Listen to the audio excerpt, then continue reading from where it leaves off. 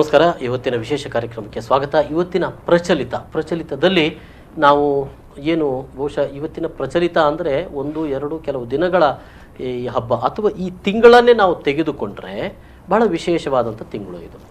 ಒಂದೆಡೆಯಲ್ಲಿ ಹಿಂದೂಗಳಿಗೆ ಚೌತಿ ಹಬ್ಬ, ಮತ್ತೊಂದೆಡೆಯಲ್ಲಿ ಕ್ರಿಶ್ಚಿಯನ್ರಿಗೆ ಮೋಂತಿ ಫೆಸ್ಟ್ ಅಥವಾ ಕುರಾಲ್ ಪರ್ಬ ಅಂತಲೂ ಹೇಳ್ಬೋದು.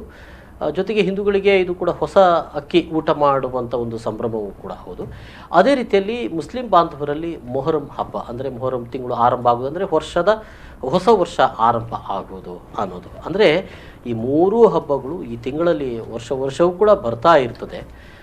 ಅದರಲ್ಲೂ ವಿಶೇಷವಾಗಿ ಒಂದಷ್ಟು ಸೌಹಾರ್ದತೆಯ ಸಾಂಕೇತಿಕವಾಗಿ ಒಂದಷ್ಟು ಸಾರುವಂಥ ಪ್ರತೀತಿಗಳು ಕೂಡ ಈ ಹಬ್ಬಗಳಲ್ಲಿ ನಮಗೆ ಕಾಣ್ತಾ ಇರುವಂಥದ್ದು.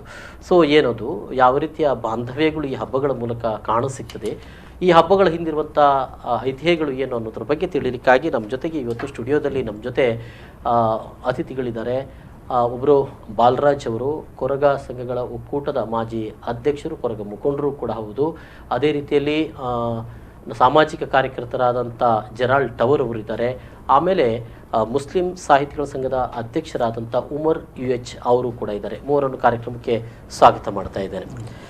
ಎಸ್, ಭಾಳ ವಿಶೇಷವಾಗಿ ಬಾಲಣ್ಣ, ಈ ತಿಂಗಳು ಚೌತಿ ಹಬ್ಬ ಅಥವಾ ಹೊಸ ಅಕ್ಕಿಯಲ್ಲಿ ಊಟ ಮಾಡುವಂಥ ಒಂದು ಸಂಭ್ರಮ ಇಲ್ಲಿ ಹಿಂದೂಗಳ ಆಚರಣೆಗೆ ಸಂಬಂಧಪಟ್ಟ ಹಾಗೆ ನೋಡುವಾಗ ಕೆಲವೊಮ್ಮೆ ಸಾಮುದಾಯಿಕವಾಗಿ ಅಥವಾ ಜಾತಿವಾರಾಗಿ ಕೂಡ ಭಿನ್ನವಾಗಿರ್ತದೆ. ಹೊಸ ಅಕ್ಕಿಗಳ ಊಟ ಮಾಡುವಂಥ ಹಿನ್ನೆಲೆಯನ್ನು ಕೂಡ ನೋಡುವಾಗ ಈ ಆದಿವಾಸಿ ಕುಟುಂಬಗಳ ಹಿನ್ನೆಲೆಯಲ್ಲಿ ಕೂಡ ತಾವು ಬಂದಿರುವಂಥದ್ದು, ಅಂದರೆ ತುಳುನಾಡಿನ ಹಿನ್ನೆಲೆಯನ್ನು ಇಟ್ಟುಕೊಂಡು ನೋಡುವಾಗ ಈ ಹೊಸ ಅಕ್ಕಿ ಊಟ ಮಾಡೋದು ಅಥವಾ ಈ ತಿಂಗಳ ಒಂದು ವಿಶೇಷತೆ ಏನು ಅಂತ ಹೇಳ್ತೀರಿ? ನಮ್ಮಲ್ಲಿ ಈ ತಿಂಗಳಲ್ಲಿ ಅಲ್ಲ, ನಮ್ಮ ನೆಕ್ಸ್ಟ್ ತಿಂಗಳು ಅಂದರೆ ಈ ಮಹಾನವಮಿ ಆ ಸಂದರ್ಭದಲ್ಲಿ ಕೌಟುಂಬಿಕರು ಎಲ್ಲರೂ ಒಟ್ಟು ಸೇರಿ ಈ ಆಗಿರುವಂಥ ಭೂಮಿಯಲ್ಲಿ ಆಗಿರುವಂಥ ಕೃಷಿಯನ್ನು ಅಥವಾ ತೆನೆಯನ್ನು ನಮ್ಮ ಕುಲದೈವಗಳಿಗೆ ಅರ್ಪಿಸಿ ಮತ್ತೆ ನಾವು ಅದನ್ನು ಸ್ವೀಕರಿಸುವಂಥದ್ದು. ಓಕೆ, ಬಹಳ ಹಿಂದಿನ ಕಾಲದಿಂದಲೂ ಕೂಡ ಅದೇ ಥರ ನಡ್ಕೊಂಡು ಬಂದಿದೆ. ಮೊದಲಾಗಿ ಯಾಕಂದರೆ ಅದರಲ್ಲೊಂದು ವಿಶೇಷತೆ ಇದೆ. ಕೃಷಿ ಮಾಡುವಾಗ ಭೂಮಿಗೆ ನಾವು ಸ್ವಲ್ಪ ಅದನ್ನು ನಾವು ಅನ್ಯಾಯ ಮಾಡಿರ್ತೇವೆ, ಅದನ್ನು ನಾವು ಒಪ್ಪಿಕೊಳ್ಳೇಬೇಕು.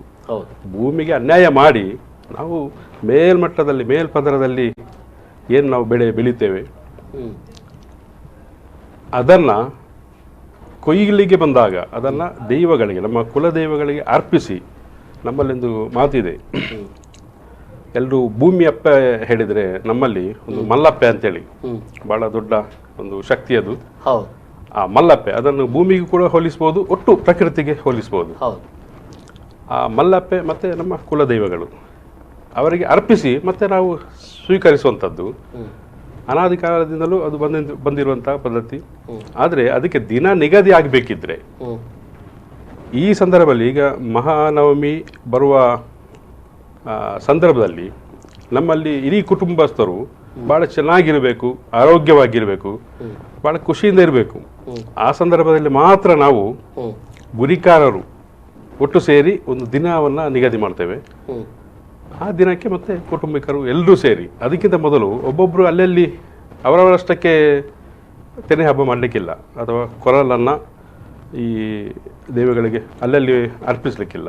ಕುಟುಂಬದಲ್ಲಿ ಒಟ್ಟು ಸೇರಿ ಅಲ್ಲಿ ಎಲ್ಲರೂ ಸೇರಿ ಗುರಿಕಾರರಿದ್ದು ಎಲ್ಲರೂ ಸೇರಿ ದೈವಗಳಿಗೆ ಅರ್ಪಿಸಿ ಮತ್ತೆ ಎಲ್ಲರೂ ಸ್ವೀಕರಿಸುವಂಥದ್ದು. ಮತ್ತೆ ಒಂದಷ್ಟು ಮತ್ತೆ ನಾನು ಕೇಳಬೇಕಾಗಿದೆ ಸರ್, ಮೋಂತಿ ಫೆಸ್ಟ್ ಇದೇ ತಿಂಗಳಲ್ಲಿ ಬಂದಿದೆ. ಹಚ್ಚ ಹಸಿರಿನ ಭೂಮಿ ತಾಯಿಯ ಕೊಡುವಂಥ ಬೆಳೆಯನ್ನು ದೇವರಿಗೆ ಅರ್ಪಣೆ ಮಾಡುವಂಥದ್ದು ಕ್ರಿಶ್ಚಿಯನ್ ಸಂಪ್ರದಾಯ, ಏನು ಹೇಳ್ತೀರಿ? ಸೆಪ್ಟೆಂಬರ್ 8 ನಮಗೆ ಫಿಕ್ಸ್ ಡೇಟ್.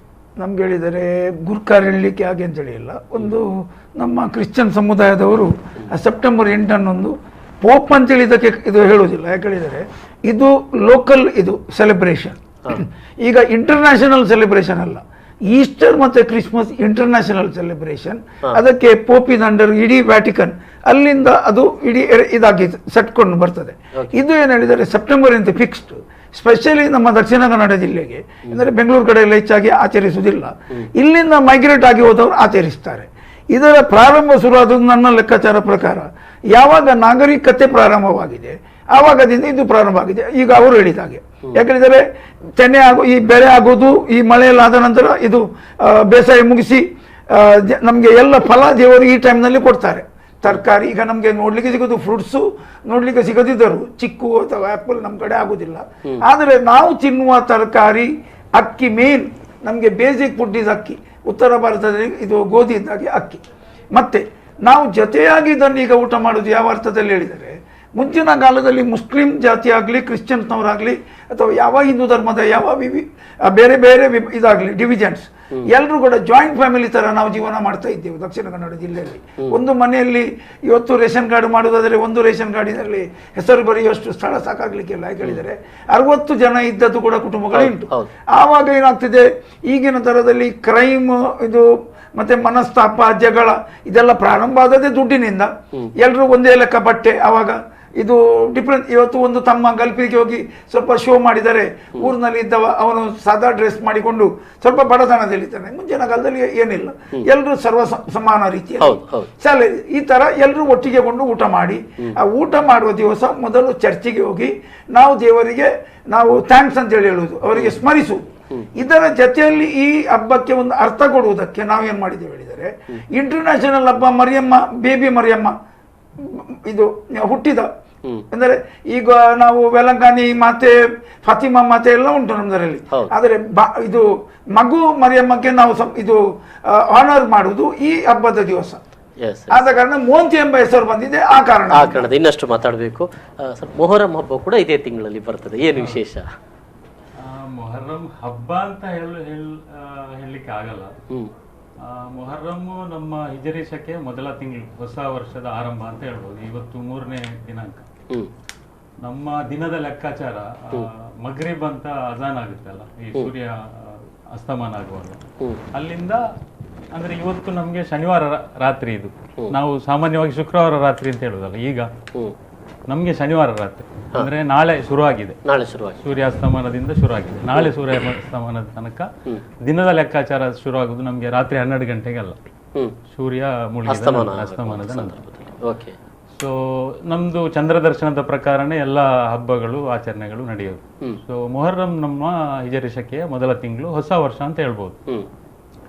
ಮೊಹರಂ ತಿಂಗಳ 9ನೇ ತಾರೀಕಿನಂದು ಒಂದು ಇತಿಹಾಸದಲ್ಲಿ ಒಂದು ಘಟನೆ ನಡೆದಿದೆ. ಇವತ್ತು ನಮ್ಮ ಪ್ರಧಾನಿ ನರೇಂದ್ರ ಮೋದಿಜಿಯವರು ಕೂಡ ಹೇಳಿದರು ಭೋಪಾಲಲ್ಲಿ ಭಾಷಣದಲ್ಲಿ, ಹಜರತ್ ಹುಸೇನ್ ಅವರ ಬಲಿದಾನ ಅದು ಅನ್ಯಾಯದ ವಿರುದ್ಧದ ಹೋರಾಟ ಅಂತ ಅವರು ನಮಗೆ ಮಾದರಿ ಅಂತ ಹೇಳಿದ್ರು ಇವತ್ತು ಭಾಷಣದಲ್ಲಿ. ಸೊ ಅವರು ಪ್ರವಾದಿ ಮೊಹಮ್ಮದ್ ಅವರ ಮಗಳ ಮಗ. ಅವರು ಈ ರಾಜಾಡಳಿತದ ವಿರುದ್ಧ ಹೋರಾಟ ಮಾಡಿ ಹುತಾತ್ಮರಾಗಿರೋದು. ಅಂದ್ರೆ ಇಸ್ಲಾಂ ಧರ್ಮದಲ್ಲಿ ಪ್ರಜಾಪ್ರಭುತ್ವ ವ್ಯವಸ್ಥೆಯೇ ಜಾರಿಯಾಗಬೇಕು ಅಂತ ಇರೋದು.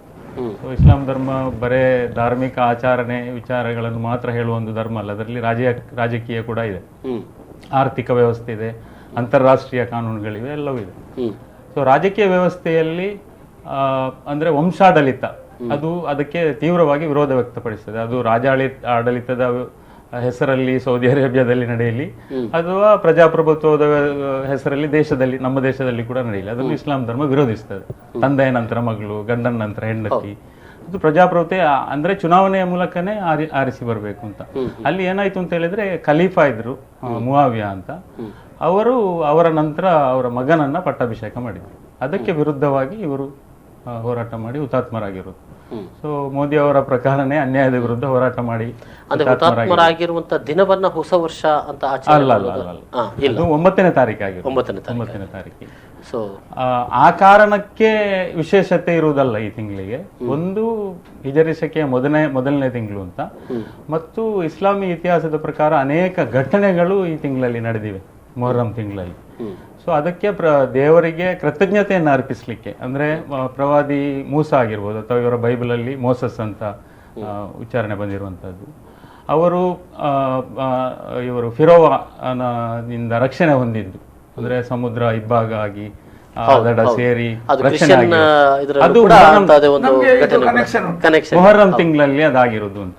ಅದೇ ರೀತಿ ಪ್ರವಾದಿ ನೋಹ ಅವರು ಹಡಗಿನಿಂದ ಅಂದ್ರೆ ದೊಡ್ಡ ಜಲಪ್ರಳಯ ಬಂದಾಗ ಅವರು ಹಡಗು ನಿರ್ಮಾಣ ಮಾಡಿ ಅದರಿಂದ ರಕ್ಷಣೆ ಹೊಂದಿದ್ದು ಕೂಡ ಅದೇ ತಿಂಗಳಲ್ಲಿ ಅಂತ ಇದೆ.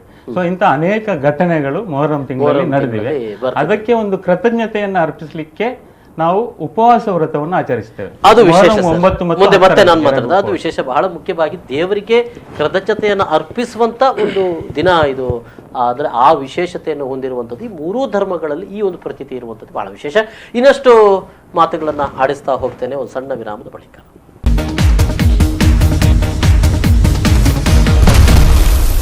ಮತ್ತೊಮ್ಮೆ ಸ್ವಾಗತ. ಪ್ರಚಲಿತದಲ್ಲಿ ನಾವು ಇವತ್ತು 3 ಧರ್ಮಗಳ ಹಬ್ಬಗಳು ಸಾರುವಂಥ ಸಂದೇಶ ಒಂದೇ ಅನ್ನುವಂಥ ಹಿನ್ನೆಲೆಯಲ್ಲಿ, ಅದು ಈ ತಿಂಗಳು ಬಹಳ ವಿಶೇಷವಾದದ್ದು. ಈ 3 ಧರ್ಮಗಳ ಹಬ್ಬಗಳು ಒಂದೇ ತಿಂಗಳಲ್ಲಿ ಬಹಳ ಒಂದು ಐತಿಹ್ಯಗಳನ್ನು ಮತ್ತು ಒಂದೇ ದೃಷ್ಟಿಕೋನವನ್ನು ಇಟ್ಟುಕೊಂಡು ಬಂದಿರುವಂಥ ಹಬ್ಬಗಳು ಅನ್ನೋದು ಬಹಳ ವಿಶೇಷ. ಬಲರಾಜ್ರೆ, ನೀವು ಆಗ ಹೇಳ್ತಾ ಇದ್ದಾಗ ಹೇಳಿದರೆ, ಅಂದರೆ ಭೂಮಿಗೆ ಅರ್ಪಣೆ ಮಾಡುವಂಥದ್ದು, ಭೂಮಿಯನ್ನು ನೆನಪಿಸಿಕೊಂಡು ಅವಳು ನಮಗೆ ದೊಡ್ಡ ದೇವರು ಅನ್ನುವಂಥ ಒಂದು ಪರಿಕಲ್ಪನೆ ಅಂತ ಅನ್ನುವಂಥದ್ದು. ಮುಂದೆ ಅಂದರೆ ಈ ಆಚರಣೆ ಹೇಗಿರ್ತದೆ ಅಂತ? ಆಚರಣೆ ಅದೇ ನಾವು ಕುಟುಂಬಿಕರು ಒಟ್ಟು ಸೇರ್ತೇವೆ, ಒಂದು ದಿನವನ್ನು ನಿಗದಿ ಮಾಡ್ತೇವೆ. ಅದು ಈಗ ಚೌತಿಯಿಂದ ಮಹಾನವಮಿ ಬರುವವರೆಗಿನ ಒಂದು ದಿನವನ್ನು ನಾವು ಆಯ್ಕೆ ಮಾಡ್ತೇವೆ. ಆ ದಿನವನ್ನು ಎಲ್ಲ ಕುಟುಂಬದವರು ಗುರಿಕಾರರಿದ್ದು ದಿನ ಮಾಡಿದ ಆ ದಿನವನ್ನು ನಾವು ಹಿಂದಿನ ದಿವಸ ಗುರಿಕಾರರು ಮತ್ತು ಆ ದೈವಗಳಿಗೆ ಪಾತ್ರಿಗಳಿರ್ತಾರೆ ನಮ್ಮಲ್ಲಿ, ನಮ್ಮದೇ ಪಾತ್ರಿಗಳು ಹಿರಿಯರು ಇರ್ತಾರೆ, ಅವರು ಮತ್ತು ಗುರಿಕಾರರು ನಾವು ವ್ರತದಲ್ಲಿ ಇರಬೇಕಾಗುತ್ತೆ. ಹಿಂದಿನ ದಿವಸ ನಮ್ಮ ದೈವದ ನಮ್ಮ ಕಲ ಹೇಳ್ತೇವೆ ನಮ್ಮ ಭಾಷೆಯಲ್ಲಿ, ದೈವದ ಕಲ. ಆ ದೈವದ ಕಲಕ್ಕೆ ಹೋಗೋದಕ್ಕಿಂತ ಮೊದಲು ಹಿಂದಿನ ದಿವಸ ನಾವು ಸಾಯಂಕಾಲ ಒಂದು ಕೈ ಮುಗಿದು ಎಲ್ಲರೂ ಒಟ್ಟಾಗಿ ಸೇರಿ, ಅದು ನಮ್ಮ ಭಾಷೆಯಲ್ಲಿರ್ತದೆ ಅಥವಾ ತುಳುವಿನಲ್ಲಿ ಕೂಡ ಈಗ ಹೇಳ್ತೇವೆ, ಒಟ್ಟು ಸೇರಿ ನಾವು ಕೈ ಮುಗಿದು ಏಕಾಏಕಿ ನಾವು ಅಲ್ಲಿ ಹೋಗ್ಲಿಕ್ಕಿಲ್ಲ. ಹಿಂದಿನ ದಿವಸ ಎಲ್ಲರೂ ಒಟ್ಟು ಸೇರಿ ಕೈ ಮುಗಿದು ನಾಳೆ ಸೂರ್ಯೋದಯದ ಹೊತ್ತಿಗೆ ನಾವು ಕಲಾ ಜಪ್ಪು ಅಂತೇಳಿ ನಮ್ಮ ತುಳುವಲ್ಲಿ ನಾವು ಹೇಳ್ತೇವೆ, ಕಲಕ್ಕೆ ಹೋಗಿ ಆವಾಗ ಈ ವ್ರತದಲ್ಲಿರುವವರು ಎಲ್ಲರೂ ಕೂಡ ಮರುದಿವಸ ಊಟ ಮಾಡುವ ತನಕ, ಮಧ್ಯಾಹ್ನ ಆಗುವ ತನಕ ಯಾರು ಕೂಡ ಏನು ತಗೊಳ್ಳಿಕ್ಕಿಲ್ಲ.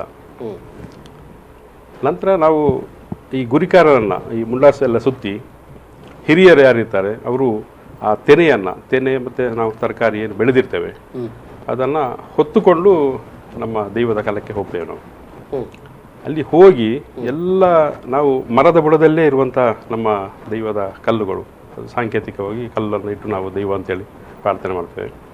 ಎಲ್ಲ ಕಲ್ಲುಗಳಿಗೆ, ಎಲ್ಲ ದೈವಗಳಿಗೆ ನಾವು ಇದನ್ನು ಅರ್ಪಿಸಿ, ಅದಕ್ಕೆ ಹಾಲೆರಿಲಿಕ್ಕಿದೆ, ಹಾಲನ್ನು ಎರೆದು ಮತ್ತು ಒಂದು ಮದಿಪು ಅಂತೇಳಿ ಆ ಮದಿಪನ್ನು ಹೇಳಿ ಎಲ್ಲ ದೈವಗಳಿಗೆ ಅರ್ಪಿಸಿ, ಮತ್ತು ಅಲ್ಲಿ ಇರುವಂಥ ಒಳಗಡೆ ನಾವು ಈ ಕಾಡಲ್ಲಿ ಇದ್ದುದರಿಂದ ಇವತ್ತಿಗೂ ಕೂಡ ನಮ್ಮ ಈ ದೈವದ ಈ ಕಲ ಎಲ್ಲ ಇರುವುದು ಮರಗಿಡದ ಬುಡದಲ್ಲೇ.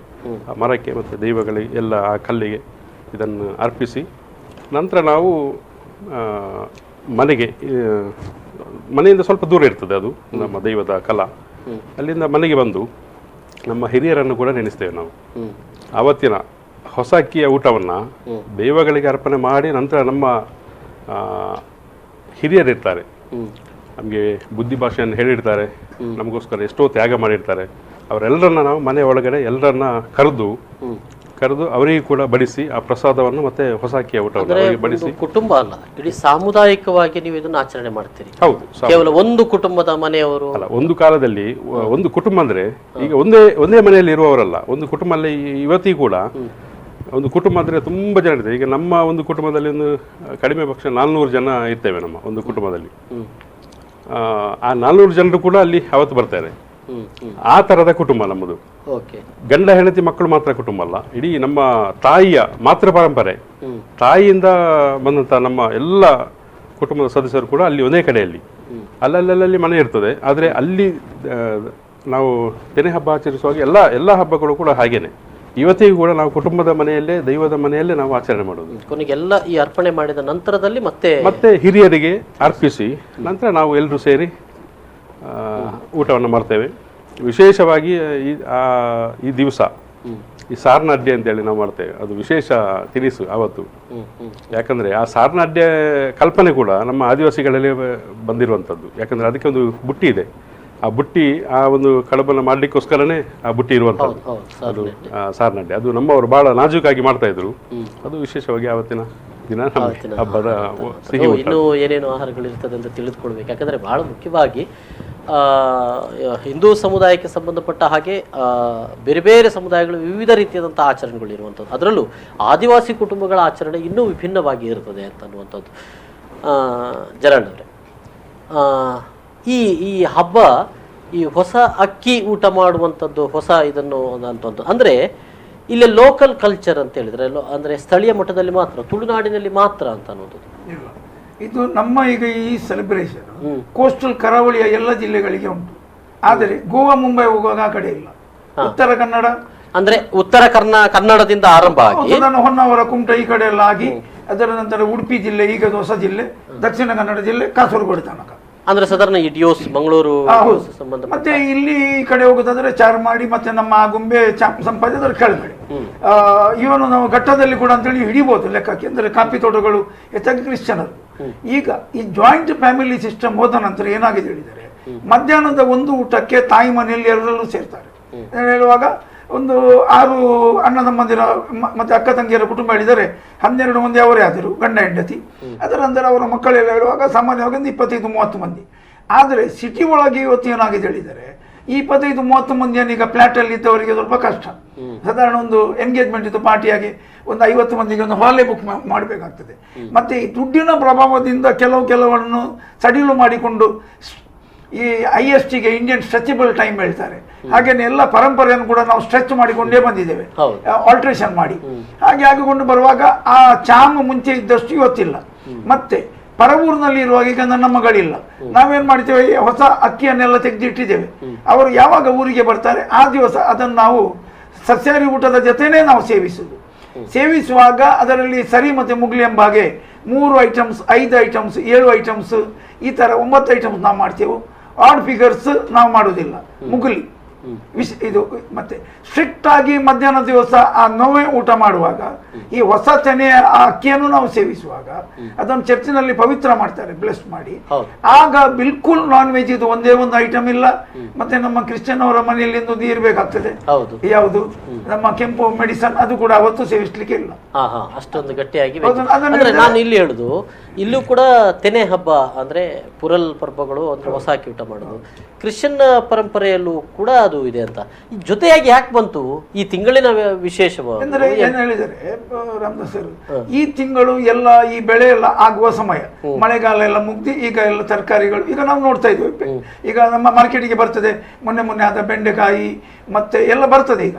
ಅಂದ್ರೆ ಈ ಟೈಮನ್ನು ನಾವು ಎಕ್ಸ್ಕ್ಲೂಸಿವ್ ಆಗಿ ಎಲ್ಲ ಜಾತಿಯವರು ಬಹುಶಃ ಸಮುದಾಯರು ಇಟ್ಟಿದ್ದಾರೆ ಕೇಳಿದರೆ, ಈಗ ನಾವು ಅದನ್ನೆಲ್ಲ ಕಟ್ ಮಾಡುವ ಟೈಮ್, ಅದನ್ನು ಮಾರಾಟ ಮಾಡುವ ಟೈಮ್. ಅದು 3-4 ತಿಂಗಳು ಮುಂದುವರಿಸಿಕೊಂಡು ಹೋಗ್ಬೋದು. ಈಗ ಅದು ಅಕ್ಕಿ 1 ವರ್ಷ ನಮ್ಮ ಮನೆಯಲ್ಲಿ ಉಳಿಬಹುದು.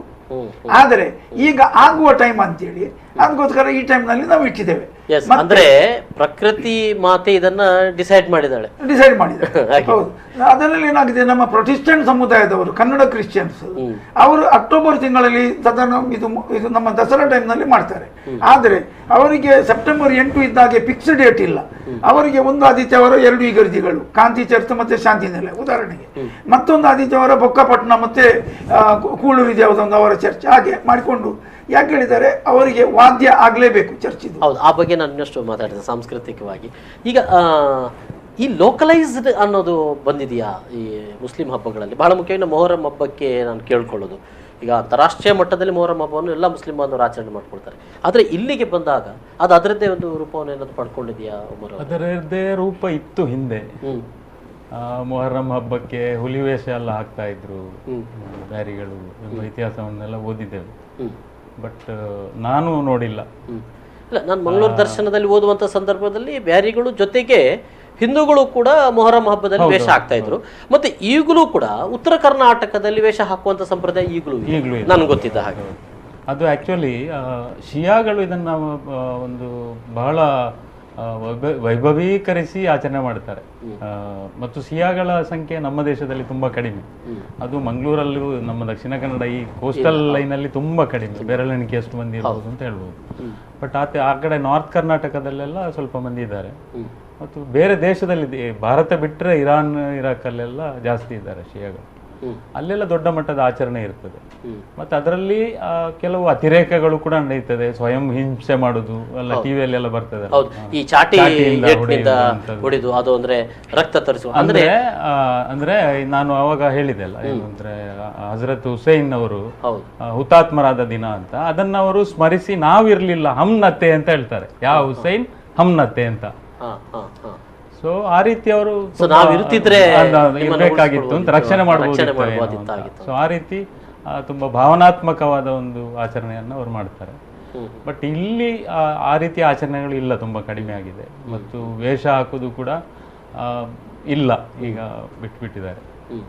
ಬಟ್ ಮೊಹರಮ್ಮಲ್ಲಿ ಆಚರಣೆ ಹೇಗೆ ನಡೆಯುತ್ತೆ ಅಂತ ಹೇಳಿದ್ರೆ, ಒಂದು ನಾನು ಆವಾಗಲೇ ಹೇಳಿದಾಗೆ ಹೊಸ ವರ್ಷ ನಮಗೆ, ಅದನ್ನ ಹೊಸ ವರ್ಷದ ಶುಭಾಶಯಗಳನ್ನು ಹೇಳುವ ಮೂಲಕ ಅದು ಆರಂಭ ಆಗಿದೆ. ಮೊಹರಂ 1ಕ್ಕೆ, ಇವತ್ತು 3 ತಾರೀಕು ಅಂತ ಹೇಳಿದಲ್ಲ. ಮತ್ತು ಈ ಪೂರ್ತಿ ಇಡೀ ತಿಂಗಳು, ಈ ತಿಂಗಳಲ್ಲಿ ಅನೇಕ ಘಟನೆಗಳು ನಡೆದಿವೆ ಇತಿಹಾಸದಲ್ಲಿ. ಸೊ ಅದನ್ನ ತಿಳಿಸುವ ಪ್ರವಚನದ ಮೂಲಕ, ಭಾಷಣದ ಮೂಲಕ, ಅಥವಾ ಶುಕ್ರವಾರ ಏನು ವಿಶೇಷ ಪ್ರಾರ್ಥನೆ ಇರುತ್ತಲ್ಲ ಮಸೀದಿಯಲ್ಲಿ, ಅವತ್ತು ಕುತುಬಾ ಅಂತ ಪ್ರವಚನ ಇರುತ್ತೆ, ಅಲ್ಲಿ ಆ ಘಟನೆಗಳನ್ನೆಲ್ಲ ತಿಳಿಸುವ, ಅದರಿಂದ ನಾವೇನು ಪಾಠ ಕಲಿಬಹುದು ಎಂಬುದನ್ನು ವಿವರಿಸಲಾಗ್ತದೆ. ಇವತ್ತು ಪರ್ಟಿಕ್ಯುಲರ್ಲಿ 9ನೇ ತಾರೀಕು ನಡೆದಿರುವಂತಹ ಆಹಾರ ಸೇವನೆಯ ಬಗೆಗೆ ಸ್ಪಷ್ಟವಾದಂತ ಏನು ಇದಿಲ್ಲ, ನಿಲುವುಗಳಿಲ್ಲ. ಈಗ ಹಿಂದೂ ಮತ್ತು ಕ್ರಿಶ್ಚಿಯನ್ರಲ್ಲಿ ಸಸ್ಯಾಹಾರ ಮಾತ್ರ ಇರಬೇಕು ಅಂತ ನಾವು ಅವರ ಮನೆಗೆ ಹೋಗ್ಬೇಕು ಊಟ ಮಾಡಿ. ಹೋಗಿ ಊಟ ಮಾಡಿದ್ದೀನಿ. ಒಂದು ವಿರಾಮದ ಬಳಿಕ ಮತ್ತೆ ಈ ಸಂವಾದ ಮುಂದೆ.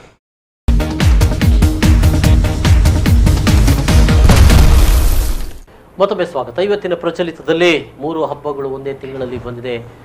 ಮೊಂತಿ ಹಬ್ಬ, ಚೌತಿ ಹಬ್ಬ ಅಥವಾ ತೆನೆ ಹಬ್ಬ ಅಥವಾ ಹೊಸಾಕಿ ಊಟ ಮಾಡುವ ಹಬ್ಬ, ಜೊತೆಗೆ ಮೊಹರಂ ಹಬ್ಬ. ಎಲ್ಲ ಹಬ್ಬಗಳು ಒಟ್ಟು ಸೇರಿ ಬಂದಿರೋದು. ಬಹಳ ಮುಖ್ಯವಾಗಿ ಚೌತಿ ಹಬ್ಬ ಅಂತ ಹೇಳಿದ್ರೆ, ಇಲ್ಲಿ ಗಣೇಶ ಚತುರ್ಥಿ ಒಂದಾಗಿದ್ರೆ ಜೊತೆಲಿ ಹೊಸ ಅಕ್ಕಿಯ ಊಟ ಮಾಡುವ ಒಂದು ಹಬ್ಬ ಕೂಡ ಇದೆ. ಇನ್ನು ಅಕ್ಕಿಯ ಅಂದರೆ ಭತ್ತದ ತೆನೆಗಳನ್ನು ಹಂಚುವಂಥ ಒಂದು ಪ್ರತೀತಿ ಏನಿದೆ, ಇದು ಹಿಂದೂ ಮತ್ತು ಕ್ರಿಶ್ಚಿಯನ್ರಲ್ಲೂ ಕೂಡ ಇದೆ. ಚರ್ಚ್ನಲ್ಲಿ ತೆನೆಗಳನ್ನು ವಿತರಣೆ ಮಾಡಿ ಆ ಮೂಲಕವಾಗಿ ಹೊಸ ಅಕ್ಕಿ ಊಟ ಮಾಡುವಂಥ ಸಂಪ್ರದಾಯ ಹಿಂದೂಗಳಲ್ಲೂ ಕೂಡ ದೇವಸ್ಥಾನಗಳಲ್ಲೂ ಮತ್ತು ಇನ್ನಿತರ ಕಡೆಗಳಲ್ಲಿ ಅಥವಾ ಕೌಟುಂಬಿಕವಾಗಿ ಕೂಡ ಇದನ್ನು ಆಚರಣೆ ಮಾಡುವಂಥದ್ದು ಕೂಡ ಇದೆ.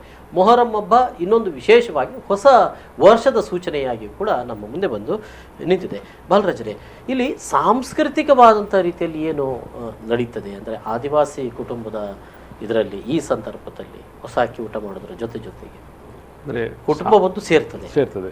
ಮತ್ತೊಂದು ನಮ್ಮ ಈ ವಾದ್ಯ ಪರಿಕರಗಳು ಈ ಸಂದರ್ಭದಲ್ಲಿ ಮೇಳೈಸುತ್ತದೆ, ಎಲ್ಲ ಮೇಳೈಸ್ತದೆ.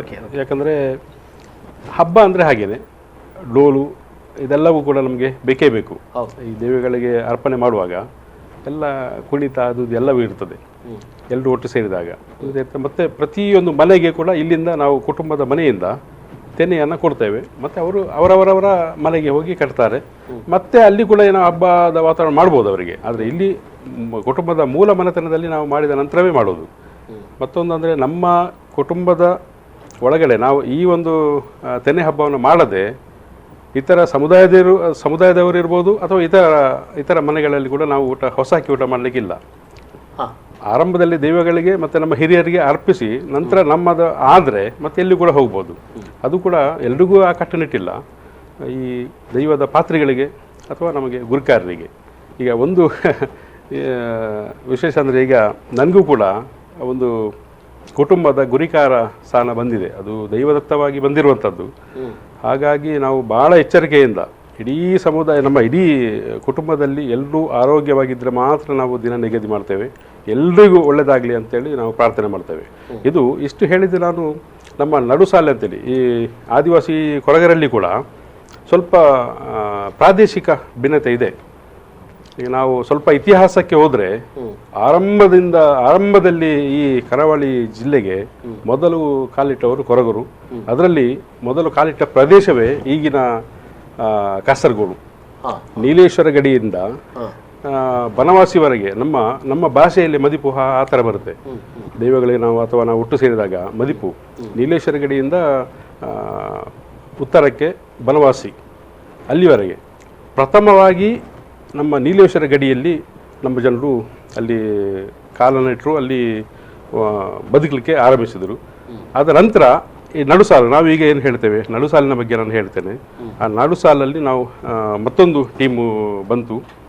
ಅದು ಕೂಡ ದಕ್ಷಿಣ ಆಫ್ರಿಕಾದಿಂದ ಒಂದು ಭೌಗೋಳಿಕ ಏನೋ ಒಂದು ಪ್ರಳಯ ಸಂದರ್ಭದಲ್ಲಿ ನಮ್ಮ ಅವರು ಈ ಪ್ರದೇಶಕ್ಕೆ ಬಂದಿರುವಂತದ್ದು ಒಂದು ಇತಿಹಾಸ ಹೌದು, ಅದು ಬೇರೆ ಬೇರೆ ಇದ್ರ ಮೂಲಕ ಏನೋ ಕೆಲವು ಸಂಬಂಧಗಳು ಅಂದ್ರೆ ಆಫ್ರಿಕನ್ ಸಂಸ್ಕೃತಿಗಳು ನಮ್ಮಲ್ಲಿ ಬಂದಿದೆ ಅಂತ ಹಿನ್ನೆಲೆಗಳು. ಬಹುಶಃ ಕೊರಗ ಸಮುದಾಯದ ಒಂದಷ್ಟು ಜನಪದೀಯ ಹಿನ್ನೆಲೆಗಳು ನೋಡುವಾಗ ಆಫ್ರಿಕಾದ ಜನಪದೀಯ ಪರಂಪರೆಗೆ ಹೋಲಿಕೆ ಇದೆ.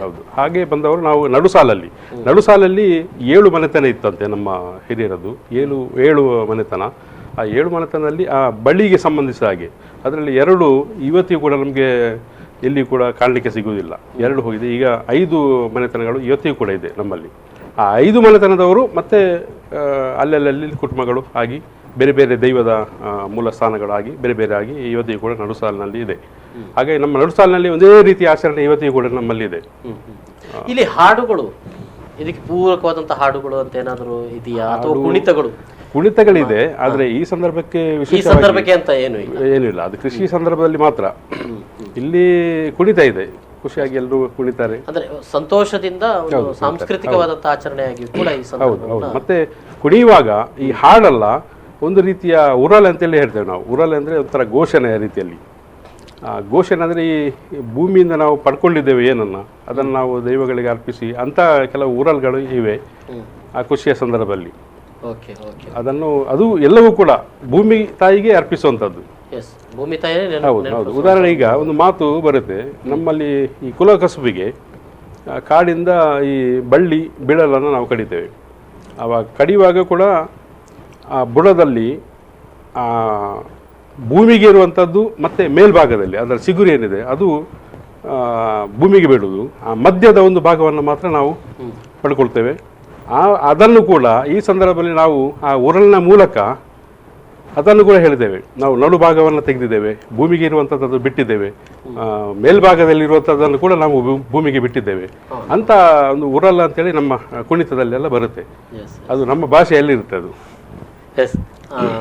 ಸರಿ, ಇಲ್ಲಿ ನೀವು ಹಾಗೆ ಹೇಳಿದ್ರೆ ಆ ಬ್ಯಾಂಡ್ ಇದನ್ನ ಎಲ್ಲ ಹಬ್ಬಗಳು, ಕ್ರಿಶ್ಚಿಯನ್ ಹಬ್ಬಗಳು ಬ್ಯಾಂಡ್ಗಳು ಅಗತ್ಯ ಆಗಿದೆ. ನಮ್ಗೆ ಆಗ್ಲೇಬೇಕು. ಹೌದು, ನಿಮ್ಗೆ ಆಗ್ಲೇಬೇಕು. ನಮ್ದು ಗೋವನ್ ಸಂಸ್ಕೃತಿ. ಹೌದು, ಒಂದು ಸ್ವಲ್ಪ ಸ್ಪೆಷಲ್ ಏನಾದ್ರೂ ಈಗ ಇವರದ್ದು ದೋಲ್ಗಿಲೆಲ್ಲ ಇದ್ದಾಗೆ ಅಂದರೆ ಆದಿವಾಸಿಗಳಿಂದ ಅದು ಉಪಯೋಗ ಆಗಿಕೊಂಡು ಬಂದ ಸಾಮಗ್ರಿ ಅದನ್ನು ನೋಡುವಾಗಲೇ ಗೊತ್ತಾಗ್ತದೆ. ನಮ್ದು ಹೇಳಿದರೆ ಗೋವನ್ ಕಲ್ಚರ್ ಹೇಳಿದರೆ ನಾವು ಕನ್ವರ್ಟ್ ಆಗಿಕೊಂಡು ಬಂದದ್ದು ಆಗ ಗುರುಗಳಿಂದಾಗಿ, ಮಿಷನರೀಸ್ನವರಿಂದಾಗಿ. ಹಾಗೆ ಆ ಬ್ಯಾಂಡ್ ಇದು ಸಂಸ್ಕೃತಿ ನಮಗೆ. ಆದರೆ ಪ್ರೊಟೆಸ್ಟೆಂಟ್ನವ್ರು ಏನು ಮಾಡಿದ್ದಾರೆ ಹೇಳಿದರೆ ಈಗ ಬ್ರಾಸ್ ಬ್ಯಾಂಡ್ನವರು ಆ ಗ್ರೂಪ್ಸ್ ಇರುವುದು ಕಡಿಮೆ, ಅದ ಕಾರಣ ಆಗಿರ್ಬೇಕು. ಅಥವಾ ಸಂಬಂಧಿಕರಿಗೆ ಒಬ್ಬರೊಬ್ಬರ ಮನೆಗೆ, ಈಗ ಇವರು ಹೇಳಿದರು 400 ಮಂದಿ ಒಟ್ಟಿಗೆ ಸೇರ್ತಾರೆ ಅಂತೇಳಿ. ಪ್ರೊಟೆಸ್ಟೆಂಟ್ ಜಾತಿಯಲ್ಲಿ ಏನು ಹೇಳಿದರೆ ತುಂಬ ಅವರಿಗೆ ರಿಲೇಶನ್ಶಿಪ್ ಜಾಸ್ತಿ. ನಮ್ದು ಕ್ರಿಶ್ಚಿಯನ್ ಅಲ್ಲಿ ಫೆರ್ನಾಂಡಿಸ್ ಡಿಸೋದ ಅಂತೇಳಿ ಬೇರೆ ಬೇರೆ ಆಗಿ ಕನೆಕ್ಷನ್ಸ್ ಇಲ್ಲ, ಕಾಶ ಕುಟುಂಬ ಅಲ್ಲ, ಒಂದು ಸಮುದಾಯದವರು ಕ್ರೈಸ್ತರು, ರೋಮನ್ ಕ್ಯಾಥಲಿಕ್ಸ್, ಆದರೆ ಕನೆಕ್ಷನ್ ಇಲ್ಲ ನಮಗೆ. ಆದ ಕಾರಣ ಒಂದು 5-6-8 ಕುಟುಂಬಗಳು ಒಟ್ಟಿಗೆ ಸೇರುವುದಲ್ಲದೆ ಇವರಾಗೆ 400 ಮಂದಿ ಸೇರುವ ನಮ್ದು ಇದರಲ್ಲಿ ಇಲ್ಲ. ಪ್ರೊಟೆಸ್ಟೆಂಟ್ ಅಲ್ಲಿ ಅಂತ ಕಾರಣ ಇರುವುದರಿಂದ 2-3 ಆದಿತ್ಯವಾರಗಳು ಒಂದೊಂದು ಚರ್ಚಿಗೆ ಹಬ್ಬಕ್ಕೆ ಮೀಸಲು. 3 ಚರ್ಚಿಗಳಿಗೆ ಒಂದು ದಿವಸ, 2 ಚರ್ಚಿಗಳಿಗೆ ಒಂದು ದಿವಸ. ಮತ್ತೆ ಈ ಹಬ್ಬ ಮಡಿಕೇರಿಯಲ್ಲಿ ಅವರು ಕುರ್ಗಿಸ್ನವರು ಕೂಡ ಹುತ್ತರಿ ಹಬ್ಬ ಹೇಳ್ತಾರೆ. ಹುತ್ತರಿ ಹಬ್ಬ ನಾವೇನ್ ಮಾಡ್ತೇವೆ, ನಮ್ಮ ಕುಟುಂಬದ ವ್ಯಕ್ತಿ ಯಾರು ಇಲ್ಲದಿದ್ದರೆ, ಈಗಲ್ಲ ಒಂದು 20-25 ವರ್ಷಗಳ ಮೊದಲು ನಾನು ಸ್ಟೂಡೆಂಟ್ ಆಗಿರುವಾಗ ಶಾಲೆಗೆ ಹೋಗುವಾಗ ಈ ಪೋಸ್ಟಲ್ ಕವರಲ್ಲಿ 5 ಅಥವಾ 10 ಅಕ್ಕಿ ಕಾಳನ್ನು ನಾವು ವಿದೇಶದಲ್ಲಿ ಇರುವ ಪರವೂರಿನಲ್ಲಿ ಇರುವವರಿಗೆ ಕಳಿಸ್ತಿದ್ದೆವು. ಅಂದರೆ ನೀನು ಈ ಪವಿತ್ರವಾದ ಆಶೀರ್ವಾದ ಮಾಡಿದ ಈ ಅಕ್ಕಿಯನ್ನು ನೀನು ಸೇವಿಸು ಅಂತೇಳಿ. ಆದರೆ ಈಗ ಕಲಿಸುವುದೆಲ್ಲ ಬಿಟ್ಟು ಹೋಗಿದೆ. ಕೆಲವೊಮ್ಮೆ ಈ ತಾಯಿ ತಂದೆ ಮನೆಗೆ ಕೂಡ ಬಂದು, ಅಂದರೆ ಹಿರಿಯರ ಮನೆ, ಆ ಬರುವ ಪದ್ಧತಿಯನ್ನು ಕೂಡ ನಿಲ್ಲಿಸಿದ್ದಾರೆ. ಯಾಕೆ ಹೇಳಿದರೆ ಈಗ ತಾಯಿ ತಂದೆ ಒಂದು ಫ್ಲಾಟ್ ಅಲ್ಲಿ ಇದ್ದಾರೆ, ಸಿಂಗಲ್ ಬೆಡ್ರೂಮ್, ಅಲ್ಲಿ 6 ಕುಟುಂಬ ಒಟ್ಟಿಗೆ ಹೋದರೆ ಅಲ್ಲಿ ಆಗುದಿಲ್ಲ. ಒಂದು ಅಂಡರ್ಸ್ಟ್ಯಾಂಡಿಂಗ್ ಫೋನ್. ಈಗ ಕುಟುಂಬವನ್ನ ಸೇರಿಸುವಂತ ಹಬ್ಬವಾಗಿ ಆಚರಣೆ ಆಗುವುದಕ್ಕಿಂತಲೂ ಹಬ್ಬವನ್ನ ಎಲ್ಲರೂ ಆಚರಣೆ ಮಾಡ್ತಾರೆ. ಮತ್ತೆ ವಿಶ್ ಮಾಡುವಾಗ ಒಬ್ಬರೊಬ್ಬರಿಗೆ ಇಂಟರ್ ಕನೆಕ್ಷನ್. ಈಗ ತಾಯಿ ಹತ್ರ ಬ್ಲೆಸ್ಸಿಂಗ್ ಕೇಳಿ, ಹಿರಿಯರ ಹತ್ರ ಊಟ ಮಾಡೋಕೆ ಇಲ್ಲೇ ಮಾಡ್ತೇವೆ. ಆದರೆ ಅದೊಂದು ಅವತ್ತೊಂದು ನೆನಪಿಸುವುದು. ಎಷ್ಟು ನಿಷ್ಠುರತೆ ಮತ್ತೆ ಇದು ವೈಮನಸ್ಸು ಇದ್ರೂ ಕೂಡ ಆವತ್ತಿಗೆ ಒಂದು ರೀತಿದು ಕಾಂಪ್ರಮೈಸ್ ಹಾಗೆ ಮಾಡ್ಕೊಂಡು ಅದೊಂದು ಒಳ್ಳೇದು. ಏನಾದ್ರೂ ಸ್ವಲ್ಪ ಅಣ್ಣ ತಮ್ಮ ಈಗ ಅವರು ಹೌದು, ಈಗ ಇವರು ಹೇಳಿದಾಗೆ ಆಗ ಒಟ್ಟಿಗೆ ಸೇರ್ಲಿಕ್ಕೆ ಒಂದು ಸಂದರ್ಭ ಕುಟುಂಬ ಅಂತದಾಗಿದೆ ಅಂತ. ಇಲ್ಲಿ ಈ ಸಂದರ್ಭದಲ್ಲಿ 3 ಹಬ್ಬಗಳು ಒಟ್ಟು ಬಂದಾಗ ನಾವು ನಮ್ಮ ಒಂದು ಜಿಲ್ಲೆಯ ಪರಂಪರೆ ಅಂತ ಉಭಯ ಜಿಲ್ಲೆಗಳ ಪರಂಪರೆ ತೆಗೆದುಕೊಳ್ಳುವಾಗ ಒಂದು ರೀತಿಯ ಆಹಾರದ ಅಥವಾ ಸಾಂಸ್ಕೃತಿಕವಾದ ಕುಡುಕೊಳ್ಳುವಿಕೆಗಳು ಈ ಸಂದರ್ಭದಲ್ಲಿ ಆಗ್ತವ, ಏನಿಸ್ತದೆ? ಖಂಡಿತ ಆಗುತ್ತೆ ಮತ್ತು ಆಗಬೇಕು ಕೂಡ. ಅದು ಹಿಂದಿನ ಕಾಲದಿಂದಲೂ ಆಗ್ತಾ ಇತ್ತು. ಈ ಹೊಸ ಅಕ್ಕಿಯ ಊಟ ಮಾಡುವ ಸಂಪ್ರದಾಯ ಕೂಡ ಬ್ಯಾರಿಗಳಲ್ಲಿ ಇತ್ತು ಹಿಂದೆ. ಆವಾಗ ಬ್ಯಾರಿ ಸಮುದಾಯ ಕೃಷಿ ಪ್ರಧಾನ ಸಮುದಾಯ ಆಗಿದ್ದ ಕಾಲದಲ್ಲಿ ಮತ್ತೆ ಬರ್ತಾ ಅದು ಪಾಶ್ಚಾತ್ಯೀಕರಣ ಮತ್ತು ಬಂಡವಾಳಶಾಹಿಗಳ ಹಿಂದೆ ಹೋಗಿ ಕೃಷಿಯಿಂದ ಎಲ್ಲ ದೂರ ಸರಿಲಿಕ್ಕೆ ಆರಂಭ ಆಯಿತು. ಆದರೆ ಈ ರೀತಿ ಚೌತಿ ಮತ್ತು ತೆನೆ ಹಬ್ಬ ರೀತಿಯ ಒಂದು ಆಚರಣೆ ಇರಲಿಲ್ಲ. ಯಾಕಂದ್ರೆ ಇಸ್ಲಾಂ ಧರ್ಮದಲ್ಲಿ ಜಗತ್ತಿನಲ್ಲಿರುವ ಎಲ್ಲ ಸೃಷ್ಟಿ ಎಲ್ಲ ಅದು ಚರಾಚರ ವಸ್ತುಗಳ ಸೃಷ್ಟಿಕರ್ತ ದೇವರು ಅಂತ ನಮ್ಮ ನಂಬಿಕೆ. ನಾವು ತಲೆಬಾಗಿಸುವುದು ದೇವನಿಗೆ ಮಾತ್ರ. ಭೂಮಿಯನ್ನ ಗೌರವಿಸ್ತೇವೆ ನಾವು, ಅದು ಕೃಷಿಯನ್ನು ಗೌರವಿಸ್ತೇವೆ, ಬಟ್ ತಲೆ ಬಗ್ಗಿಸಲ್ಲ ಯಾರಿಗೂ. ದೇವನನ್ನ ಬಿಟ್ಟು ಬೇರೆ ಯಾರಿಗೂ ತಲೆ ಬಗ್ಗಿಸಬಾರ್ದು ಅಂತ, ದೇವನಿಗೆ ಮಾತ್ರ ಆರಾಧನೆ ಮಾಡಬೇಕು ಅಂತ. ಆದ್ರೆ ಈ ಹೊಸ ಅಕ್ಕಿಯ ಊಟ ಮಾಡುವ ಸಂಪ್ರದಾಯ ಇತ್ತು. ಇನ್ನು ಸಾಂಸ್ಕೃತಿಕವಾಗಿ ಹೇಳುದಿದ್ರೆ ನಮ್ಮಲ್ಲಿ ಇದು ಕರ್ಬಲಾ ಕಥಾ ಪ್ರಸಂಗ ಅಂತ ಇದೆ. ಈ ಕರ್ಬಲಾ ಕಥಾ ಪ್ರಸಂಗಗಳು ಮಸೀದಿ ಅಥವಾ ಮಸೀದಿ ಆವರಣದಲ್ಲಿ ನಡೆಯುತ್ತೆ. ಅದು ಈ ಕರ್ಬಲ್ ನಾನು ಹೇಳಿದಲ್ಲ, ಈ 9ನೇ ತಾರೀಕಿನಂದು ಮೊಹರ್ರಂ ಏನು ಹಜರತ್ ಹುಸೇನ್ ಅವರ ಬಲಿದಾನ ಆಯಿತು, ಆ ಇಡೀ ಚರಿತ್ರೆಯನ್ನ ಕಥಾ ಪ್ರಸಂಗದ ಮೂಲಕ ಹೇಳೋದು. ಅಲ್ಲಿ ನಮ್ಮ ದಪ್ಪಿದೆ ಅಲ್ಲ, ನಮ್ಮ ಸಂಸ್ಕೃತಿಯ ದಪ್ಪು, ಆ ದಪ್ಪುವಿನ ಮೂಲಕ ಹಾಡು ಹಾಡೋದು ಮತ್ತು ಅದೇ ಕಥಾ ಪ್ರಸಂಗದ ದಪ್ಪುವಿನ ಹಿನ್ನೆಲೆ ಮೊಹರಂನಿಂದಲೇ ಮೊಹರಂನ ಹಿನ್ನೆಲೆ ಅಂತ ಅಲ್ಲ, ಅದೊಂದು ದಪ್ಪು ಮೂಲಕ ಹಾಡು ಹಾಡಿ ನಂತರ ಇತಿಹಾಸವನ್ನು ಹೇಳುವಂತಹ ಸಂಪ್ರದಾಯ ಕೂಡ ಇದೆ.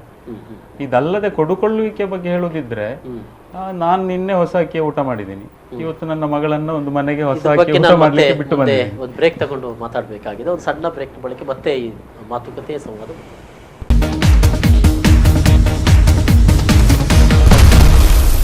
ಮತ್ತೊಮ್ಮೆ ಸ್ವಾಗತ. 3 ಹಬ್ಬಗಳು ಒಟ್ಟಿಗೆ ಬಂದಿದೆ, ಈ ಬಗ್ಗೆ ನಾನು ಮಾತಾಡ್ತಾ ಇದ್ದೆ. ಎಸ್, 3 ನಮ್ಮ ಹಬ್ಬಗಳ ಬಗ್ಗೆ ನಾವು ಸಂವಾದವನ್ನು ಮಾಡ್ತಾ ಇದ್ದೆ. ಸರ್ ಉಮರ್ ಅವರೇ, ಅಂದರೆ 3 ಧರ್ಮಗಳ ಹಬ್ಬಗಳ ಹಿನ್ನೆಲೆಯಲ್ಲಿ ಒಂದಷ್ಟು ಇದಿದ್ರು ಕೂಡ ಸ್ಥಳೀಯ ಮಟ್ಟದಲ್ಲಿ ಕೃಷಿ ಪ್ರಧಾನವಾದಂಥ ಒಂದಷ್ಟು ಪರಂಪರೆಗಳು ಕಾಣ್ತಾ ಇರುವಂಥದ್ದು. ನೀವೇ ಹೇಳಿದ ಹಾಗೆ ಬಹುಶಃ ಮುಸಲ್ಮಾನ್ ಕುಟುಂಬದಲ್ಲಿ ಕೃಷಿ ಪರಂಪರೆ ಕಡಿಮೆ ಆಗ್ತಾ ಹೋದ ಹಾಗೆ ಬಹುಶಃ ಈ ರೀತಿಯಾದಂಥ ಅಂದರೆ ಹೊಸ ಅಕ್ಕಿ ಊಟ ಮಾಡೋದು ಇಂಥದ್ದೆಲ್ಲ ಅದು ಕಳೆದು ಹೋಗಿರುವಂಥದ್ದು. ಆದ್ರೂ ನೀವು ಊಟ ಮಾಡಿದಿರಿ ಅಂತ ಹೇಳಿದ್ರಿ, ಎಲ್ಲಿ ಮಾಡಿದ್ರಿ? ನಾನು ಹೇಳುದು, ಈ ತುಳುನಾಡ ಸಂಸ್ಕೃತಿಯನ್ನ ಉಳಿಸುವ ಜವಾಬ್ದಾರಿ ಎಲ್ಲರ ಮೇಲೆ ಇದೆ. ಮತ್ತು ಇದು ಉಳಿಯುತ್ತೆ ಕೂಡ, ಏನು ಸಮಸ್ಯೆ ಆಗಲ್ಲ.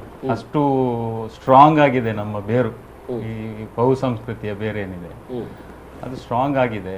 ಬಟ್ ಜೆರಾಲ್ಡ್ ಅವರು ಹೇಳಿದ ಹಾಗೆ ಏನು ಪಾಶ್ಚಾತ್ಯ ಸಂಸ್ಕೃತಿ ಮತ್ತು ಬಂಡವಾಳಶಾಹಿ ಪ್ರವೃತ್ತಿ ಏನು ಬಂತು ಅಂದ್ರೆ, ಒಬ್ಬನ ಮುಖ ನೋಡಿ ನಗುವುದು ಕೂಡ ಏನಾದ್ರೂ ಲಾಭ ಇದ್ರೆ ನಗುವುದು, ಲಾಭದ ಲೆಕ್ಕಾಚಾರದಲ್ಲಿ ನಗುವಂತ ಒಂದು ಸಂಸ್ಕೃತಿ ಏನು ನಮ್ಮ ಮೇಲೆ ಹೇರಲಾಯಿತು. ಹಾಸ್ಯ ಇತ್ತು, ನಗುವಿಗೂ ಇದು ಟ್ಯಾಕ್ಸ್ ಬೀಳುತ್ತದೆ ಹಾಗೆ. ಸೊ ಅದು ಕಾರಣ ಅಲ್ಲದೆ ಇಲ್ಲಿ ಧರ್ಮಗಳು ಕಾರಣ ಅಲ್ಲ. ಮತ್ತು ಅದನ್ನ ಹೋಗಲಾಡಿಸ್ಲಿಕ್ಕೆ ಅಥವಾ ಅಲಗಾಡಿಸ್ಲಿಕ್ಕೆ ಇವನ್ ಯಾರಿಗೂ ಸಾಧ್ಯನೂ ಇಲ್ಲ, ಯಾರಿಗೂ ಸಾಧ್ಯ ಇಲ್ಲ. ಅಷ್ಟು ಸ್ಟ್ರಾಂಗ್ ಆಗಿದೆ ಅದು. ಮತ್ತು ಎಲ್ಲರೂ ಊಟ ಮಾಡ್ತಾ ಇರ್ತಾರೆ. ಮುಸ್ಲಿಮರು ಹೊಸ ಅಕ್ಕಿ ಊಟ ಮಾಡ್ತಾರೆ. ನಿನ್ನೆ ತುಂಬಾ ಮಂದಿ ಮಾಡಿದ್ದಾರೆ, ನಿನ್ನೆ ನಾನು ಮಾಡಿದ್ದೀನಿ. ನಾನು ಗಂಡ ಹೆಂಡತಿ ನಮ್ಮ ಫ್ರೆಂಡ್ ಮನೆಗೆ ಹೋಗಿ ಊಟ ಮಾಡಿದ್ದೀವಿ. ಪಕ್ಕದ ಮನೆಯ ಊಟ ಕೂಡ ನಮ್ಮ ಮನೆಗೆ ಬಂದಿದೆ. ನಮ್ಮ ಪಕ್ಕದ ಮನೆಯಲ್ಲಿ ಹಿಂದೂಗಳಿರುವುದು, ಅವರ ಮನೆಯ ಊಟ ಎಲ್ಲ ನಮ್ಮ ಮನೆಗೆ ಬಂದಿದೆ. ನಮ್ಮ ಮನೆಯಲ್ಲಿ ಹಬ್ಬ ಆದ್ರೆ ನಮ್ಮ ಮನೆಯ ಬಿರಿಯಾನಿ ಅವರ ಮನೆಗೆ ಹೋಗುತ್ತೆ. ಇವತ್ತು ನನ್ನ ಮಗಳ ಫ್ರೆಂಡ್ ಮನೆಯಲ್ಲಿ ಚೌತಿ ಊಟ, ಹೊಸ ಅಕ್ಕಿ ಊಟ ಮಾಡ್ಲಿಕ್ಕೆ ಬಿಟ್ಟು ಬಂದಿದ್ದು ನಾನು ಇಲ್ಲಿ ಸ್ಟುಡಿಯೋಗೆ.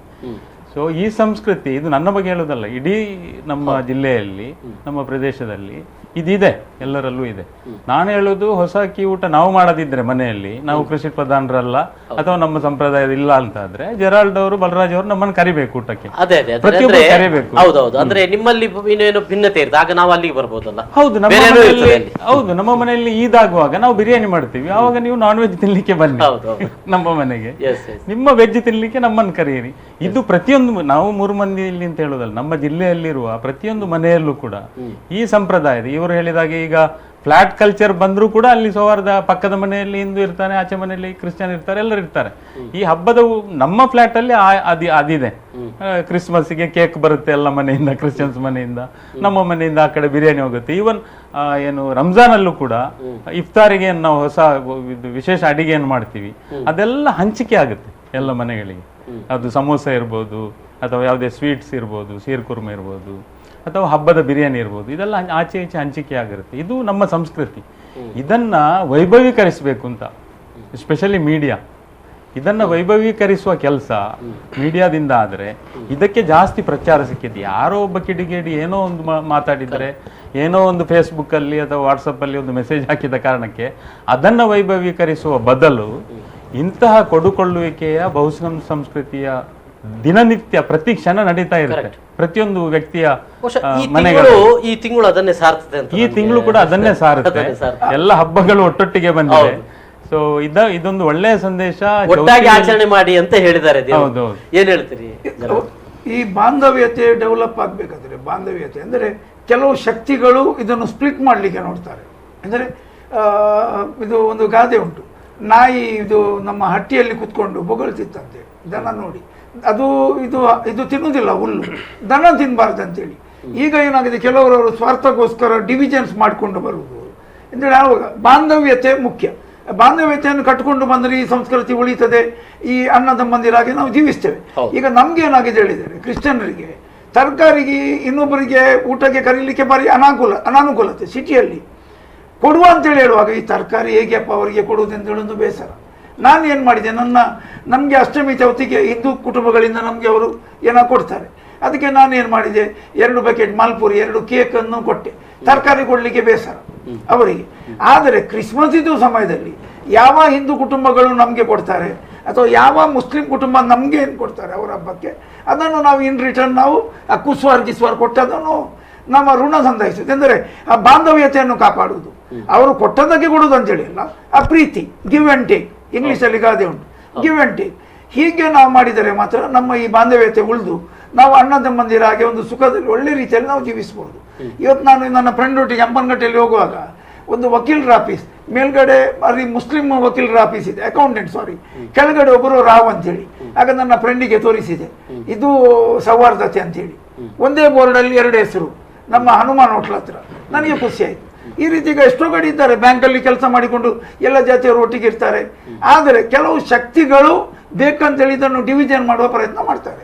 ಎಸ್ ಏನು ಹೇಳ್ತೀರಿ ಬಾಲರಾಜ್ ಅವರು? ಅಂದರೆ ಎಲ್ಲ ಧರ್ಮಗಳನ್ನು ಒಟ್ಟು ಸೇರಿಸುವಂಥ ತಿಂಗಳಾಗಿ ಆ ಸಂದರ್ಭದಲ್ಲಿ ಎಲ್ಲ ಹಬ್ಬಗಳು ಬಂದಿದೆ ಅಂತ ಅನ್ಸುತ್ತೆ. ಒಳ್ಳೆಯ ಒಂದು ವಾತಾವರಣ ಇದು. ನಮ್ಮಲ್ಲಿ ಹಿಂದೆ ಕೂಡ ಈ ಭೂಮಿಯಲ್ಲಿ ಯಾರು ಬದುಕ್ತಾರೆ, ಯಾವುದೇ ಜಾತಿ ಧರ್ಮ ಯಾರೇ ಇರ್ಬೋದು, ಎಲ್ರಿಗೂ ಒಳ್ಳೆಯದಾಗಬೇಕು. ಆ ರೀತಿ ನಮ್ಮ ಹಿರಿಯರು ಬದುಕಿದ್ದಾರೆ. ನಾವು ಕೂಡ ಅದನ್ನೇ ಪ್ರತಿಪಾದಿಸ್ತೇವೆ, ಎಲ್ರಿಗೂ ಒಳ್ಳೆಯದಾಗಬೇಕು. ಮತ್ತು ಈ ಪ್ರಾಕೃತಿಕವಾಗಿ ಇರುವಂಥದ್ದನ್ನು ಅನ್ಯಾಯ ಮಾಡದೆ ನಮಗೆ ಎಷ್ಟು ಬೇಕು ಅಷ್ಟನ್ನು ಮಾತ್ರ ಪಡ್ಕೊಂಡು ಬದುಕಿದ್ರೆ ಬಹುಶಃ ಇನ್ನಷ್ಟು 1000 ಕಾಲ ಈ ಭೂಮಿ ಚೆನ್ನಾಗಿರ್ಬೋದು ಅಂತೇಳಿ. ಅದು ನನ್ನ ಮಾತಲ್ಲ, ನನಗೆ ಅಷ್ಟು ತಿಳುವಳಿಕೆ ಇಲ್ಲ, ಅದು ನಮ್ಮ ಹಿರಿಯರು ಹೇಳ್ತಾ ಇದ್ರು. ಈ ತೆನೆ ಹಬ್ಬದ ಸಂದರ್ಭದಲ್ಲಿ ಕೂಡ ಎಲ್ರಿಗೂ ಒಳ್ಳೆಯದಾಗಲಿ ಅಂತೇಳಿ ಹಾರೈಸಿ ನಮ್ಮ ಮದಿಪು ಅಂದರೆ ಮಾತು, ದೈವಗಳಿಗೆ ಹೇಳುವ ಮದಿಪು, ಎಲ್ರಿಗೂ ಒಳ್ಳೆಯದಾಗಲಿ ಅಂತೇಳಿ ಹಾರೈಕೆ ಹಿಂದಿನವರು ಕೂಡ ಮಾಡ್ತಾಯಿದ್ರು. ಮತ್ತೊಂದು ಇದರಲ್ಲಿ ವಿಶೇಷ ಅಂದರೆ ನಮ್ಮಲ್ಲಿ ಕೂಡ ಎಲ್ಲ ಆದಿವಾಸಿ ಸಮುದಾಯದ ಈ ಕೊರಗ ಸಮುದಾಯದಲ್ಲಿ ಎಲ್ಲ ಸಂದರ್ಭಗಳಲ್ಲಿ ಕೂಡ ಮಾಂಸಾಹಾರ ಊಟ ಬೇಕೇ ಬೇಕು. ಆದರೆ ಈ ತೆನೆ ಹಬ್ಬದಲ್ಲಿ ಮಾತ್ರ ನಮ್ಮಲ್ಲಿ ಕೂಡ ಸಸ್ಯಾಹಾರವೇ, ಯಾರು ಕೂಡ ಅವತ್ತು ಮಾಂಸಾಹಾರ ಮಾಡೋದಿಲ್ಲ. ಅದೊಂದು ಒಂದು ದಿನ ಮಾತ್ರ ಭಾಳ ಶಿಸ್ತುಬದ್ಧವಾಗಿ ಈ ಭೂಮಿ ತಾಯಿಗೆ, ನಾವು ನಂಬಿದಂಥ ದೈವಗಳಿಗೆ ಭಾಳ ಶಿಸ್ತುಬದ್ಧವಾಗಿ ಮಾಡುವಂಥ ಕಾರ್ಯಕ್ರಮ. ಅದರೊಟ್ಟಿಗೆ ಅಮಲು ಪದಾರ್ಥ ಕೂಡ ಇಲ್ಲ.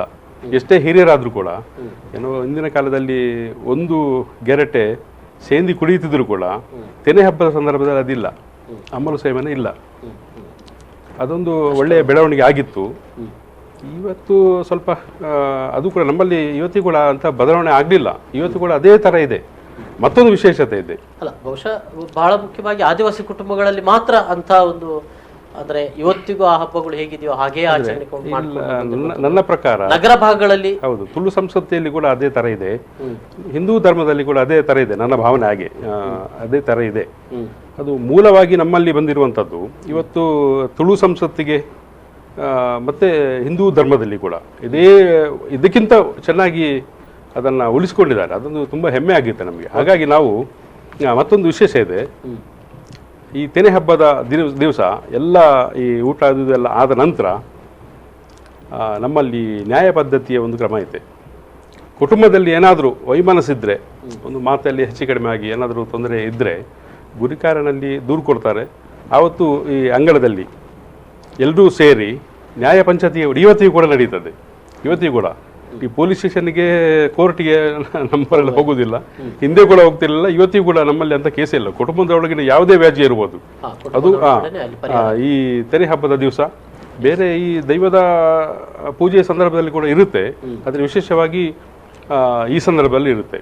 ಎಲ್ಲರೂ ಕೂಡ ಆ ಒಂದು ಗುರಿಕಾರರು ಮತ್ತು ಹಿರಿಯರು ಇದ್ದು ಯಾವುದಾದ್ರೂ ಒಂದು ಒಳ್ಳೆಯ ರೀತಿಯ ತೀರ್ಪನ್ನು ಕೊಟ್ಟರೆ ಅದನ್ನು ಪಾಲಿಸ್ತಾರೆ. ಇವತ್ತಿಗೂ ಕೂಡ ಅಂತ ಒಂದು ಸನ್ನಿವೇಶ ಇವತ್ತಿಗೂ ಕೂಡ ನಡೀತದೆ. ಎಸ್ ಬಾಲರಾಜ್ ಅವರೇ ಮತ್ತು ಉಮರ್ ಅವರು ಮತ್ತು ಜೆರಾಲ್ಡ್ ಅವರು, ಬಹುಶಃ ಈ ಈ ತಿಂಗಳಲ್ಲಿ ಬರುವಂಥ 3 ಹಬ್ಬಗಳು ಬಹುಶಃ ಈ ಸಂದೇಶಗಳನ್ನು ನೋಡುವಾಗ ಬಹುಶಃ ಇದೇ ಸಂದರ್ಭದಲ್ಲಿ ಎಲ್ಲರೂ ಒಟ್ಟಾಗಿ ಬದುಕಬಹುದಾದಂಥ ಮತ್ತು ಸಾಂಸ್ಕೃತಿಕವಾದಂಥ ಹಿನ್ನೆಲೆಯನ್ನು ಕೂಡ ಒಂದು ಕರೆಯನ್ನು ಕೂಡ ಕೊಟ್ಟಿರುವಂಥದ್ದು ಕೂಡ ಅದರೊಟ್ಟಿಗೆ ಹಂಚಿ ತಿನ್ನುವಂಥದ್ದು ಕೂಡ ಅದು ಬಹಳ ಪ್ರಾಮುಖ್ಯ. ಹಂಚಿ ತಿನ್ನುವಂಥದ್ದು ಕೂಡ ಇದರಲ್ಲಿ ಕಾಣ್ಬೋದು.